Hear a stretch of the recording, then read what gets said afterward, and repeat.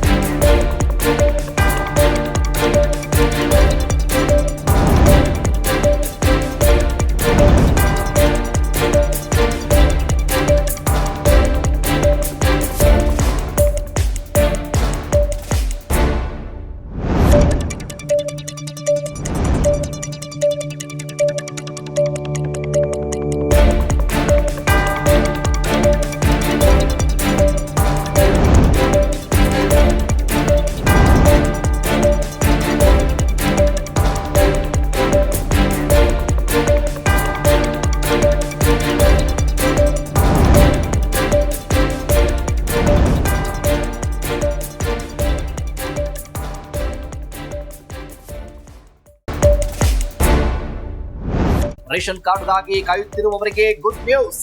BPL card ಶೀಘ್ರದಲ್ಲೇ ವಿತರಿಸಲಾಗುವುದು ಎಂದ ಮುನಿಯಪ್ಪ. ಅರ್ಹತೆ ಇಲ್ಲದವರನ್ನ ಎಪಿಎಲ್ ಪಟ್ಟಿಗೆ ಸೇರಿಸುವ ಕೆಲಸ. ರಾಜ್ಯಾದ್ಯಂತ ಅಕ್ರಮ ಬಿಪಿಎಲ್ ಕಾರ್ಡ್ ಪತ್ತೆ.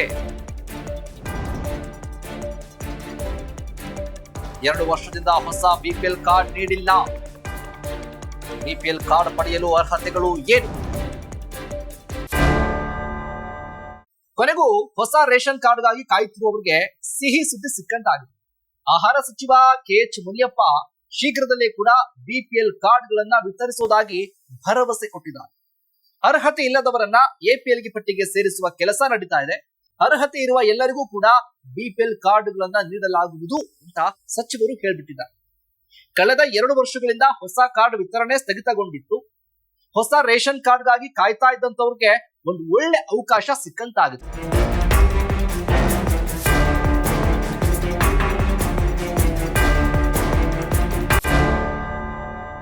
ಸದ್ಯ ಆಹಾರ ಇಲಾಖೆಯಿಂದ ಕರ್ನಾಟಕದೆಲ್ಲೆಡೆ ಅಕ್ರಮ ಬಿಪಿಎಲ್ ಕಾರ್ಡ್ ಪತ್ತೆ ಕಾರ್ಯ ನಡೀತಾ ಇದೆ. ಅರ್ಹತೆ ಇಲ್ಲದೆ ಇದ್ರೂ ಕೂಡ ಬಿಪಿಎಲ್ ಕಾರ್ಡ್ ಹೊಂದಿದ್ರೆ ಅಂಥವ್ರನ್ನ ಪತ್ತೆ ಮಾಡಿ ಅವರ ಕಾರ್ಡ್ ಅನ್ನ ಎಪಿಎಲ್ಗೆ ಬದಲಾವಣೆ ಮಾಡಲಾಗ್ತಾ ಇದೆ. ಇನ್ನು ಸರ್ಕಾರಿ ಅಧಿಕಾರಿಗಳು, ತೆರಿಗೆದಾರರು ಬಿಪಿಎಲ್ ಕಾರ್ಡ್ ಹೊಂದಿದ್ರೆ ಅವರ ವಿರುದ್ಧ ಕಾನೂನು ಕ್ರಮ ಜರುಗಿಸಲಾಗ್ತಾ ಇದೆ. ಕರ್ನಾಟಕ ಸರ್ಕಾರದ ಆಹಾರ ಇಲಾಖೆಯು 2022ರಿಂದ ಆ ಬಳಿಕ ಹೊಸ ರೇಷನ್ ಕಾರ್ಡ್ಗೆ ಅರ್ಜಿಯನ್ನು ಕೂಡ ಆಹ್ವಾನಿಸಿಲ್ಲ. ಕೇವಲ ರೇಷನ್ ಕಾರ್ಡ್ ತಿದ್ದುಪಡಿ, ಹೊಸ ಸದಸ್ಯರ ಸೇರ್ಪಡೆ, ಮನೆ ಯಜಮಾನರ ಹೆಸರು ಬದಲಾವಣೆ, ಮೃತರ ಹೆಸರು ಕೈಬಿಡೋದು, ಬಿಪಿಎಲ್ ನಿಂದ ಎಪಿಎಲ್ಗೆ ಬದಲಾವಣೆ, KYCಗೆ ಮಾತ್ರ ಅವಕಾಶ ಕಲ್ಪಿಸಿ. ಹೊಸದಾಗಿ ಅರ್ಜಿ ಸಲ್ಲಿಸೋದಕ್ಕೆ ಲಕ್ಷಾಂತರ ಕುಟುಂಬಗಳು ಕಾಯ್ತಾ ಇದ್ದಾವೆ. ಬಿಪಿಎಲ್ ಕಾರ್ಡ್ ಪಡೆಯಲು ಅರ್ಹತೆಗಳು ಏನು? ಅರ್ಜಿದಾರರು ಕರ್ನಾಟಕದ ನಿವಾಸಿಯಾಗಿರಬೇಕು. ಕುಟುಂಬದ ವಾರ್ಷಿಕ ಆದಾಯ 1.2 ಲಕ್ಷ ರೂಪಾಯಿಗಳಿಗಿಂತ ಕಡಿಮೆ ಇರಬೇಕು. ಒಂದು ಕುಟುಂಬವು 3 ಹೆಕ್ಟೇರ್ಗಿಂತ ಹೆಚ್ಚು ಕೃಷಿ ಭೂಮಿಯನ್ನ ಹೊಂದಿರಬಾರದು. ನಗರ ಪ್ರದೇಶಗಳಲ್ಲಿ 1000 ಚದರ ಅಡಿಗಿಂತ ಹೆಚ್ಚಿನ ವಿಸ್ತೀರ್ಣದ ಸ್ವಂತ ಮನೆ ಹೊಂದಿರಬಾರದು. ಕುಟುಂಬವು 4 ಚಕ್ರದ ವಾಹನ ಅಥವಾ 100 ಸಿಸಿಗಿಂತ ಅಧಿಕ ಸಾಮರ್ಥ್ಯದ ವಾಹನ ಹೊಂದಿರಬಾರದು. ಜೀವನೋಪಾಯಕ್ಕಾಗಿ ಒಂದೇ ಆಟೋ ರಿಕ್ಷಾ ಹೊಂದಿದ್ರೆ ವಿನಾಯಿತಿ ಸಿಗಬಹುದು. ಆದಾಯ ತೆರಿಗೆ ಪಾವತಿಸುತ್ತಿರಬಾರದು ಮತ್ತು ಮಾಸಿಕ ವಿದ್ಯುತ್ ಬಿಲ್ 450 ರೂಪಾಯಿ ಮೀರಬಾರದು.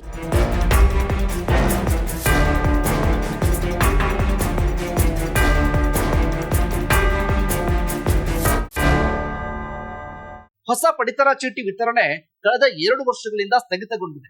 ಆದ್ರೂ ಅರ್ಜಿ ಸಲ್ಲಿಕೆ ಮಾತ್ರ ನಿರಂತರವಾಗಿ ನಡೀತಾ ಇದೆ. ಪ್ರತಿ ವಾರ ಅಥವಾ 15 ದಿನಕ್ಕೊಮ್ಮೆ ಅರ್ಜಿ ಸಲ್ಲಿಸುವುದಕ್ಕೆ ಅವಕಾಶವನ್ನ ನೀಡಲಾಗ್ತಾ ಇದೆ. ಸರ್ವರ್ ಸಮಸ್ಯೆಗಳ ನಡುವೆಯೂ ಕೂಡ ನೂರಾರು ಜನರು ಅರ್ಜಿಯನ್ನ ಸಲ್ಲಿಸುತ್ತಿದ್ದಾರೆ. ಅರ್ಜಿ ಸಲ್ಲಿಸಿದ ನಂತರ ತಮ್ಮ ಅರ್ಜಿಗಳ ಕಾಪಿಯನ್ನ ಹಿಡ್ಕೊಂಡು ಆಹಾರ ಮತ್ತು ನಾಗರಿಕ ಸರಬರಾಜು ಇಲಾಖೆಗೆ ಭೇಟಿ ನೀಡಿ ತಮ್ಮ ಕಾರ್ಡ್ಗಳು ಇನ್ನು ಯಾಕೆ ಬಂದಿಲ್ಲ ಅಂತ ಅಧಿಕಾರಿಗಳನ್ನ ಪ್ರಶ್ನೆ ಮಾಡ್ತಿದ್ದಾರೆ. ಬಂದವರಿಗೆ ಪರಿಸ್ಥಿತಿ ವಿವರಿಸೋದೇ ಅಧಿಕಾರಿಗಳಿಗೆ ಸಾಕಾಗ್ಬಿಡ್ತಾ ಇದೆ. ಇದಾಗಿತ್ತು ಕ್ಷಣದ ಸುದ್ದಿ. ನೆಲ ಜಲ ಭಾಷೆಗಾಗಿ ನೋಡ್ತಾ ಇರಿ ಫೋಕಸ್ ಟಿವಿ.